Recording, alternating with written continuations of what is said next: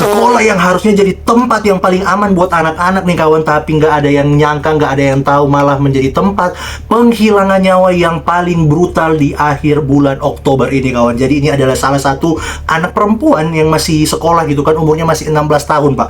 Masih 16 tahun kawan. Jadi dia ini masuk lagi gitu kan, dia lagi pergi kamar mandi gitu kan. Kayak biasa aja, mau pengen ke kamar mandi, pergilah ke kamar mandi gitu kan. Tapi nih dia nggak keluar secara hidup-hidup kawan. Kemana dia? Apakah dia berubah jadi tai? Enggak lah. Apa yang terjadi sama dia? Dia ditikam atau ditusuk sama salah satu laki-laki yang bangsat emang gitu ya. Apakah dia ditusuk atau ditikam cuma 1 kali, 2 kali, 3 kali, 4 kali, 10 kali? Enggak kawan, dia ditusuk 200 kali kawan. 200 kali, bayangin pak, 200 kali. Dan ini benar-benar terjadi, kasusnya lagi benar-benar viral di mana-mana.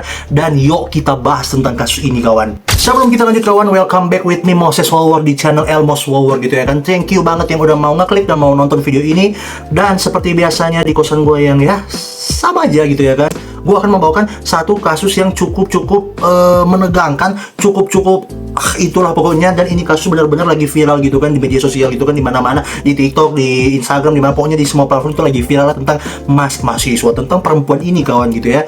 Oke, jadi jangan lupa kawan, don't forget to subscribe this channel. We are heading towards 10k subscriber, okay? So please subscribe, okay? Jadi tanpa berlama-lama, tanpa berlama-lama, siapkan pot, rokok, minuman, makanan, mie kuah, mie apapun itu, dan shut your mouth and listen my voice.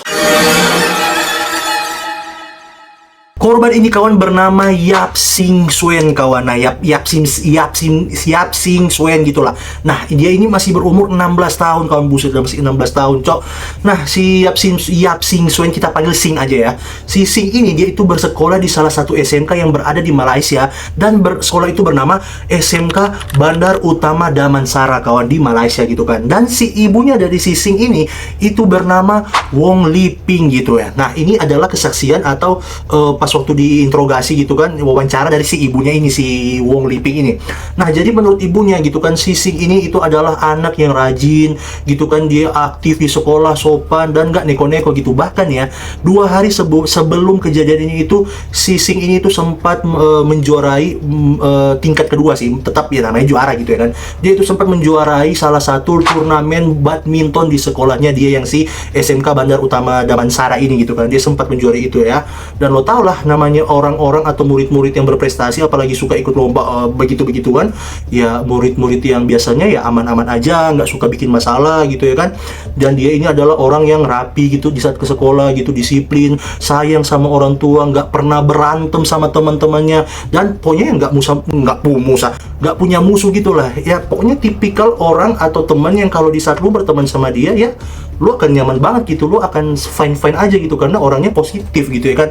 Tapi di balik semua itu kawan, kita tidak ada yang tahu suasana kejadian kejam yang akan terjadi sama si Yap Sing Suen ini kawan. Masuklah ke hari kejadiannya kawan. Nah, ini tepatnya itu pada pukul 9.30, jadi kayak setengah 10 pagi gitulah kan. Nah, waktu itu ya sekolah maksudnya berjalan biasa gitu kan, kelas-kelas gitu lagi pada ngajar. Nah, si Sing ini dia itu izinlah ke gurunya untuk pergi ke toilet sebentar gitu ya kan. Dan akhirnya dia pergilah keluar ke toilet gitu kan. Dia kayak biasa aja, kayak kalian lihat teman kalian pergi ke sekolah, keluar minta izin ke toilet ya biasa aja gitu ya kan, nggak ada apa-apa gitu, aman-aman aja gitu.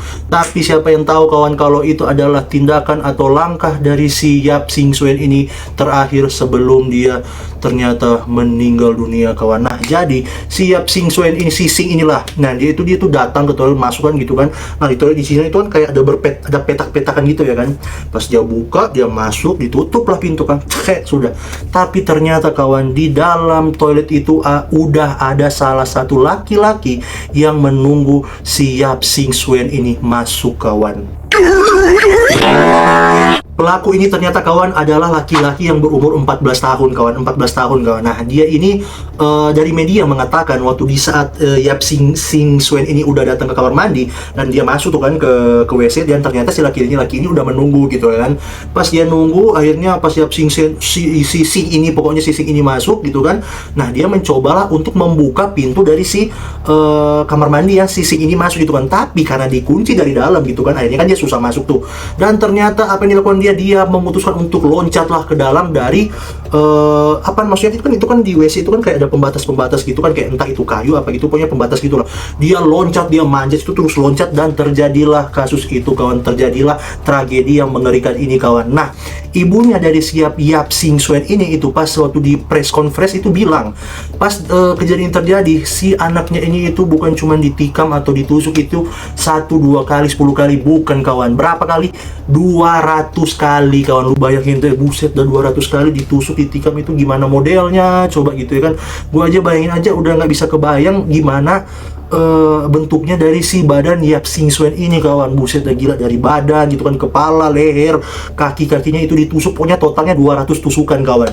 Dan ternyata abis pas waktu kejadian ini terjadi, abis si laki-laki ini menusuk atau menikam si Yap Sing Suen ini, itu akhirnya ya dia pergi aja gitu kan, dan meninggalkan si Yap Sing Suen ini tuh dalam keadaan kritis kawan. Sampai akhirnya ditemukanlah sama seorang guru gitu kan, dia lagi datang gitu mau ke WC, terus tiba-tiba kayak buset, kok ada ini ya, nggak gitu juga sih reaksinya, pokoknya ditemukanlah sama guru gitu kan.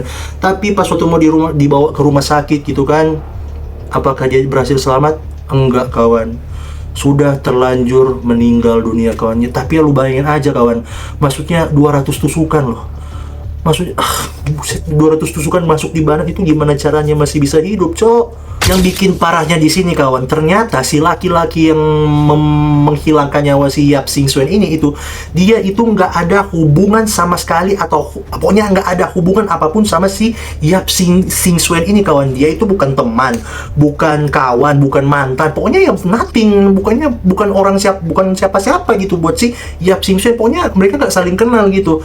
Jadi ya apa gitu kan, kenapa sampai si laki-laki ini melakukan hal yang gila ini terhadap si Yap Sing Suen ini kawan. Nah, sampai sekarang pun polisi itu lagi lagi ngecek lah, lagi mendalamin motif dari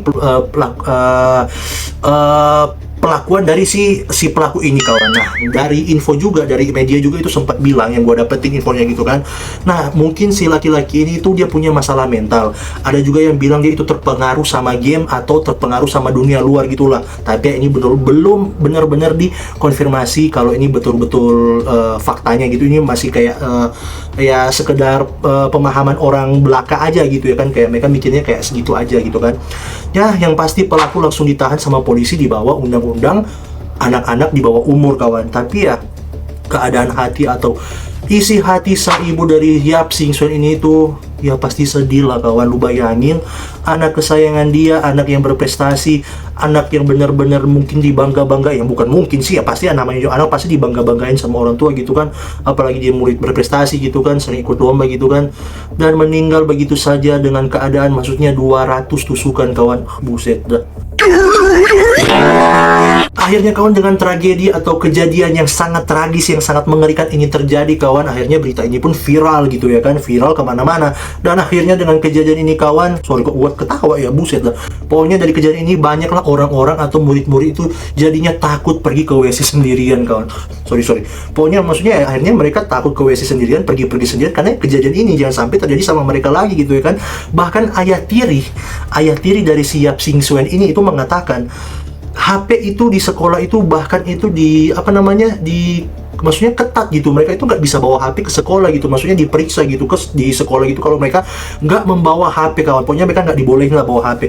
Tapi kok bisa pisau itu bisa masuk ke dalam sekolah kawan? Kok bisa? Why gitu? Kenapa kok bisa gitu? Pokoknya gitulah si bapaknya bilang gitu kan. Dan inilah yang membuat banyak orang-orang itu bertanya-tanya, maupun dari pihak sekolah maupun dari orang-orang di luar sekolah gitu kan, netizen, mungkin warga-warga di sana gitu ya kan, yang bertanya, maksudnya apakah sekolah ini udah benar-benar cukup aman buat anak-anak?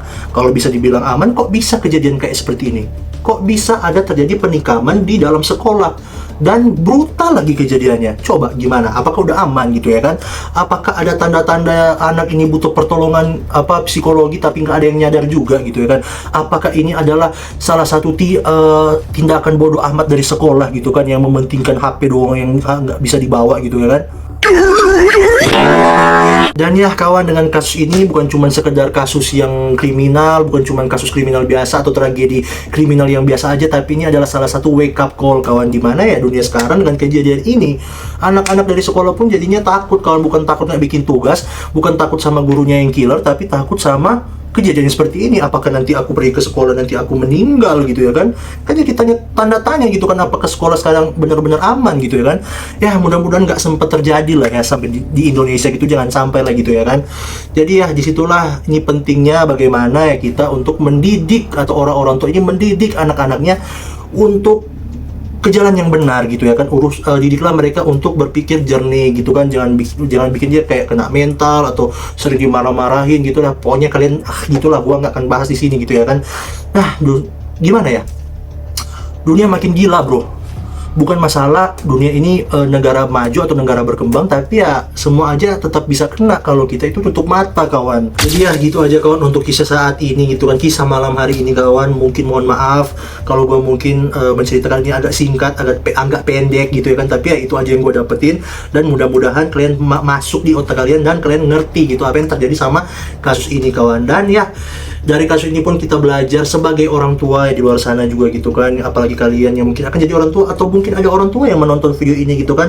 Please kalian harus melihat baik-baik mental health dari anak-anak kalian gitu. Mohon diperhatikan lagi gitu kan, jangan sampai mereka itu bertindak sesuka mereka gitu, yang akhirnya kejadian kasus seperti ini lagi gitu kan. Dan akhirnya pun dengan kasus ini terjadi, banyak orang yang mengatakan kalau apakah kasus ini akan dibiarkan begitu aja gitu kan, apakah akan seperti kasus-kasus seperti yang lainnya gitu kan, udah terjadi beberapa minggu atau mungkin taruhlah bulan terus hilang lagi gitu kan. Ya kita nggak tahu, kita akan lihat lagi perkembangannya ke depannya. Oke, sebelumnya rest in peace untuk Yap Sing Suen gitu ya kan, buat orang tuanya juga, untuk ibu Wong Liping gitu, gue juga turut berduka cita. Semua dikasih kekuatan dan dikasih kemampuan untuk apa namanya, gue nggak pintar lagi kata-kata seperti ini cok. Pokoknya dikasih kekuatan lah sama yang maha kuasa, sama Tuhan di atas gitu kan, untuk menjalani kasus ini gitu ya kan. Dan maaf juga buat teman-teman, mungkin gue ada salah-salah kata atau mungkin kata-kata yang menyinggung, gue minta maaf gitu ya kan. Oke, don't forget to subscribe di channel dan jangan lupa like kalau kalian suka dengan video-video gue ini. Mohon maaf kalau gue suka belibet gitu ya kan, karena gue gitulah. Dan juga jangan lupa drop di kolom komentar pendapat atau opini kalian, atau mungkin ada fakta-fakta menarik gitu kan dari kasusnya yang kalian tahu. Coba kalian diskusi di kolom komentar, gue pengen dengar juga apa kata-kata dari kalian. Oke, see you in the next video. Bye bye.